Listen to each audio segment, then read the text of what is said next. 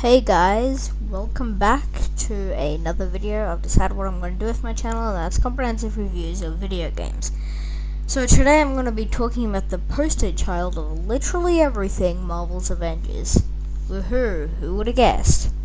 But honestly, Marvel's Avengers is a really strange experience for me, because half of me is really trying to like it, and then the other half wants to kill itself. The problem with this game is that I don't mind the repetitiveness, and this is the difference with most games, is that with repetitiveness and going on a Quinjet every goddamn time and waiting for a load time just to do a very similar mission, I enjoy those story points, and I like repetitive games because you go into the same environment with different expectations until you can beat them more quickly, or whatever you want to say. But I reckon the one thing that is holding this game back is, I would say, multiplayer against your friends, and also a larger variety of characters. So I'm going to get into the nitty-gritty of this game. So the way how it works is that you start off in a basically hub world, being, well, the Quinjet, and you load into missions like you're seeing on the screen right now, where you have to do, hold the enemies back, destroy objects, free humans, and all that sort of stuff, things, majigs.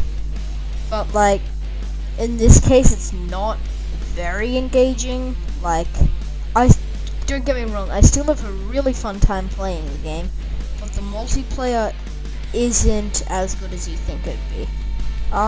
I haven't tried this with friends yet, but I can imagine they thought that would be a lot better. But if you're doing this in a public lobby and talking to your teammates, it can actually be a very fun experience in multiplayer. It's fun going around as, Captain America or Black Widow or something, and telling the other teammates on your team to take out certain objective points as different heroes. And I reckon that's a big takeaway. It's that multiplayer, like usually, is way better with friends or with anyone with a mic. But yeah, if you properly have friends, you can coordinate attacks and everything like that. But at the same time, half of the things that come with this are core gameplay concepts, like you'll die to some absolute bullshit, and it's just not very fair on the player, because it's impossible to aim certain ranged attacks because the aim assist isn't developed yet, and you can't exactly change the sensitivity on it. And these issues also come prominently with something like the gear system. See, the gear system is very strange, where you have your gear but then you have skins, so the gear you wear doesn't actually cosmetically change you whatsoever.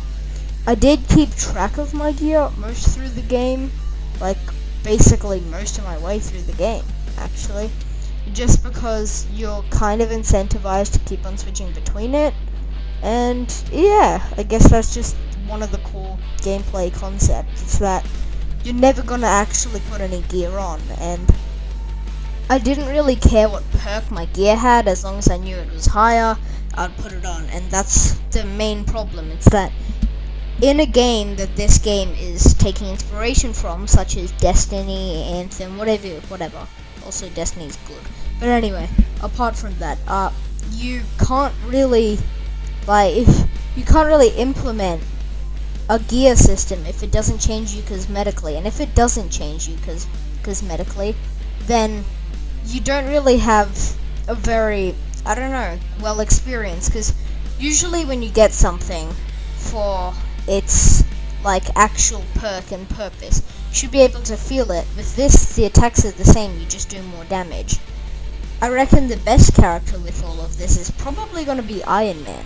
See, Iron Man has, different things, but he has different weapons on his ranged attacks, so he has different combos that work well in different situations, and I think that's a pretty cool gimmick to use.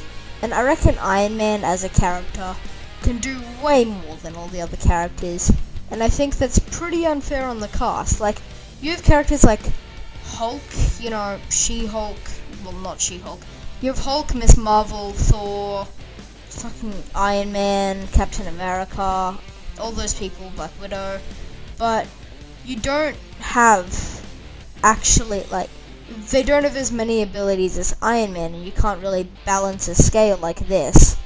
The story, however, was actually a pleasant surprise. I enjoyed the story thoroughly. I remember going through the story and watching all of the cutscenes because the cutscenes were actually really cool. And I reckon the story is also pretty engaging. There are some weird elements that don't really fit well, but in terms of story, I reckon this is just a regular, shorter experience compared to something like, I guess Spider-Man. Like, Spider-Man had a really long story that moved at a way slower pace, but the good thing about Spider-Man is that you can do that because it's an open world game, and I reckon for the idea of Avengers, it works very well. But the storyline is amazingly good. Like, it isn't like amazing, jaw-dropping like Spider-Man's story, but it's kind of just like one of those regular Marvel movies, but put into a game, and I really enjoyed it. Like, people can hate on the campaign all they want, and I think the only people can hate on, fucking, what's her name? Color? Yeah, Color. No, it's whatever. She-Hulk. No, not Miss Marvel. God damn it, I'm an idiot. But yeah, people can hate on Miss Marvel all they want, but she is a pretty good character. She's only there so she can experience a new world of Avengers, and I reckon the story works really well. The one aspect I'm not too fond of is the fact that you have these ginormous multiplayer war map things that you can go in and you can play with a friend with. It just breaks the immersion of the story, and that's the difference between Spider-Man and this game.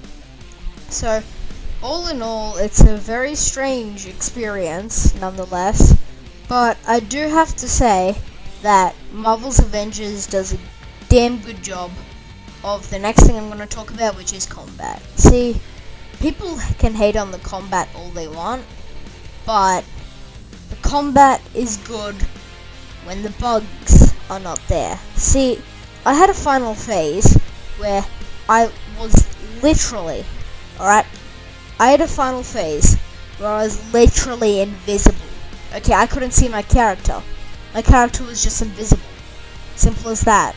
I just couldn't see him. He just wasn't there.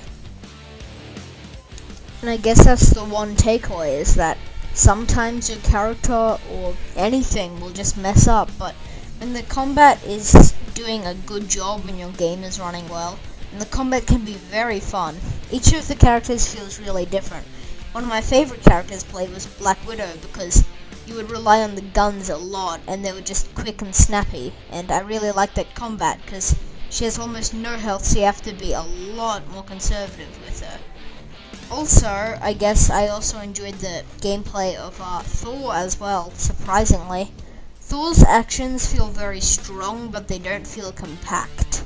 Usually when you play a game like this, when you hit someone, the sound will sound very compact and very, strong hitting. But in this, it kind of just sounds like it's hitting metal, but you still have that satisfaction. I hear there is going to be a massive rework coming up soon, which I am pretty excited for, and yeah, I guess that's it. But at the same time, the game needs some serious reworks, because I honestly had too many glitches that ruined some missions entirely. Like, the game can handle things pretty well, but I had to select a few times in multiplayer, but the game just wouldn't work.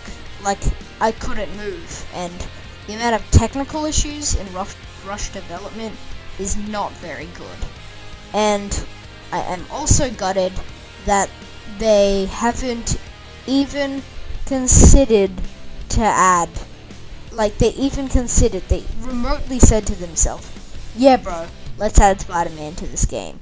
And then that creates another annoyance for Xbox and cross-generational players, which would be me. I play on PlayStation. See, I can get access to Spider-Man, but nobody else can.